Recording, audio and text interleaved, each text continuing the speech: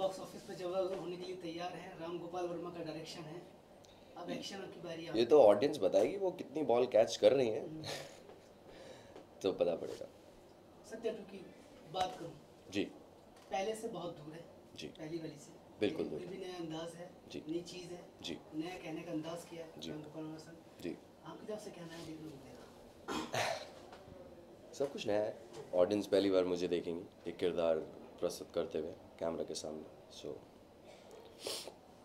ये किरदार बिल्कुल अलग है, ना ही ये पहली वाली से इसका कोई भी नाता है, कोई भी रिलेवेंस है, ना ही किरदार को लेकर, ना ही कहानी को लेकर। It's not a sequel, it's not a prequel, it's a totally different script. वो कहानी थी एक किरदार के बारे में जो 1998 में बम्बई शहर आता है और किस तरीके से उसके साथ कुछ ऐसे हादसे होते हैं कि वो अंडरवर्ल्ड की तरफ रुख ले लेता है। ये किरदार 2013 में बम्बई आता है और एक प्लान के साथ आता है, एक मोटिव के साथ आता है। इसके काम करने के तरीके अलग हैं, इसके आइडियाज़ अलग हैं, इसके इसका स्ट्रक्चर अलग है। हाँ, ये पुराने डॉन्स की तरह जाके किसी को खुद नहीं मारता। Is a mastermind, basically a corporate kind of gangster you can call him.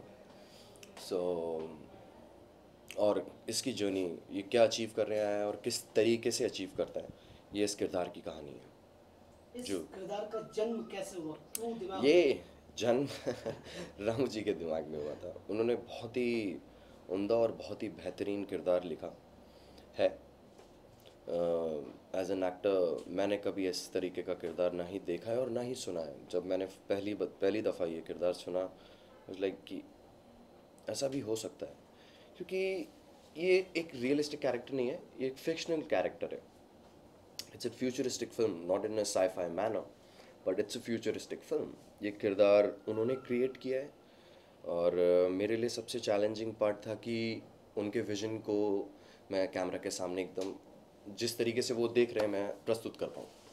Ramu sir का अंदाज एक बहुत ही निराला है। वो उन्होंने जब भी अंडरवर्ल्ड के ऊपर कोई फिल्म लिखी है, लेकिन उनकी स्क्रिप्ट को लेके एक्टर जो थे अपने कांधों पर आगे बढ़े हैं, तो वो बोझ कहीं ना कहीं महसूस हुआ शोल्डर पे कि रामू वो सर के। बोझ मुझे रामू जी ने कभी महसूस होने ही नहीं दिया।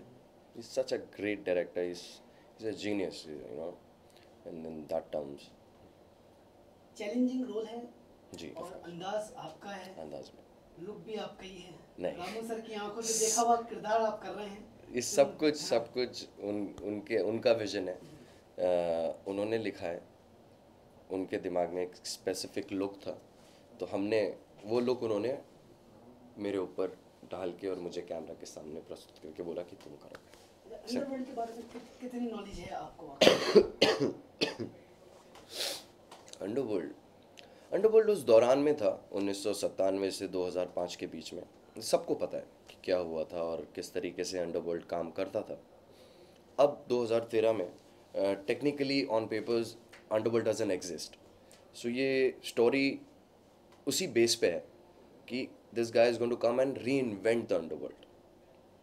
हाँ, सो बेसिक जो भी अंडरवर्ल्ड, मैंने कभी किसी को मारा नहीं है हकीकत में। ये सो ये ये नया आतंकवाद कैसे होगा?